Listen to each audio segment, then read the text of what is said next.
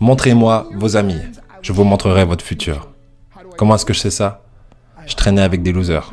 Dans cet épisode, l'ancien catcheur Marc Mero n'est pas là pour faire une démonstration de force. Non, il n'est pas là pour s'élever sur la troisième corde, prendre son temps, vous regarder droit dans les yeux avant de faire son coup de pied et vous écraser comme une merde sur le ring. Non, il n'est pas là pour ça. Il est simplement là pour vous raconter une histoire. Sortez les mouchoirs. Ma maman était à tous mes événements sportifs. Disons que je jouais au football, ok? Ma mère était sur la touche. Et si le jeu sur le terrain commençait à aller d'un côté, ma mère me criait dessus. Marc, bouge-toi, bouge-toi! J'étais là, oh mon Dieu. Et on se rassemble avec les autres gars de l'équipe et ils disent, Marc, est-ce que c'est ta mère? Je réponds, non, je l'ai jamais vue de ma vie. Le plus beau cadeau que ma mère m'a donné. Elle croyait en moi. J'ai fait des overdoses sous drogue à 3 occasions où j'aurais dû mourir. Mais je crois qu'on m'a gardé ici pour une raison. Montrez-moi vos amis, je vous montrerai votre futur. Comment est-ce que je sais ça? Je traînais avec des losers et je suis devenu le plus gros loser parmi eux parce que j'ai abandonné absolument tout, ce dont je rêvais quand j'étais un petit garçon. À cause des gens avec lesquels j'ai décidé de m'entourer. Mes amis me ramenaient à 2 ou 3 heures du mat. On était bourrés, foncés à rire dans la voiture. On s'arrête à côté de ma maison et ils me disent « Marc, la lumière est allumée ». Et je dis « Oh merde, ma mère est debout ». Vous voyez, ma mère ne pouvait pas aller au lit avant de savoir que son fils était toujours en vie. Je rentrais, elle me disait « Hello Marc, comment a été ta soirée ?» Et je dis « Bien maman, je vais juste aller au lit ». Elle dit « Est-ce que je peux juste te parler une minute ?» Et là je dis « Maman, je suis fatigué, je veux juste aller au lit ». Elle dit « Marc, je ne t'ai pas vu de toute la journée et toute la soirée. Est-ce que je peux s'il te plaît te parler ?» Et là je dis « Mais fous-moi la paix, tu m'énerves !» Et là je claque la porte de ma chambre à coucher sur la seule personne qui croyait en moi.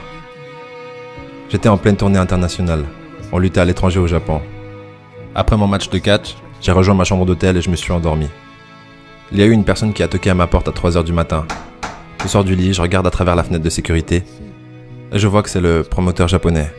Donc j'ouvre la porte et il me dit « Marc, appelle à la maison, il y a une urgence ». Je suis allé au téléphone de ma chambre d'hôtel et j'ai appelé aux États-Unis. « Hey, comment ça va ?»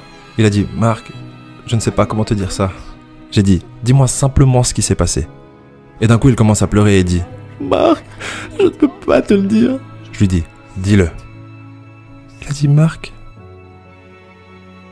ta mère est morte. »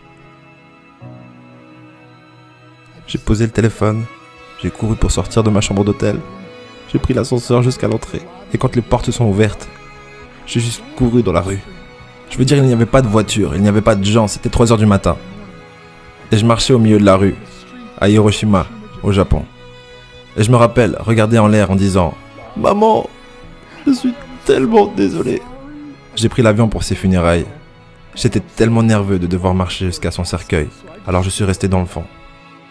Et je continuais à regarder à distance, et je n'arrêtais pas de penser « Maman, s'il te plaît, réveille-toi. S'il te plaît, lève-toi. » Et j'ai finalement eu le courage de marcher jusqu'à elle. Et en me rapprochant, je peux voir ma mère pour la première fois. Je veux dire, elle était tellement belle. Elle était habillée en blanc. Elle ressemblait à un ange. Je me suis juste tenu en dessus d'elle. J'ai dit, maman, tu es mon héros. Tout ce que je suis, tout ce que j'espérais devenir, c'est grâce à toi. Tu m'as tellement aimé. Tu m'as donné une vie. Tu es la seule qui a cru en moi. Comment lui retourner tout ça? En me bourrant la gueule? En me défonçant? En devenant stupide? En sortant avec des losers? Pourquoi?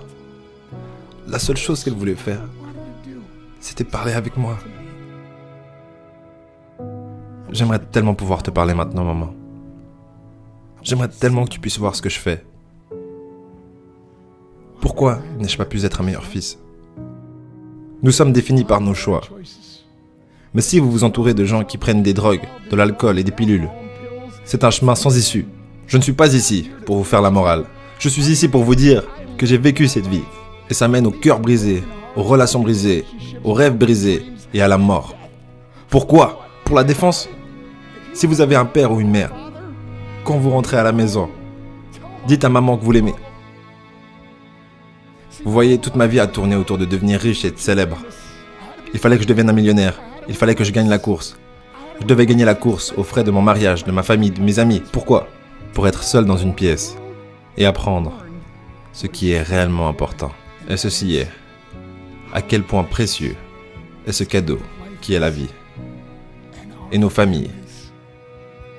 Et à quelle vitesse cela peut nous être pris. Vous savez, je ne vis plus le temps. Je vis les moments. Vous savez, ce n'est pas ce que vous avez dans les poches qui compte. C'est ce qu'il y a dans votre cœur qui compte vraiment. L'amour. L'amour est juste un mot. Jusqu'à ce que quelqu'un vienne et lui donne du sens. Vous.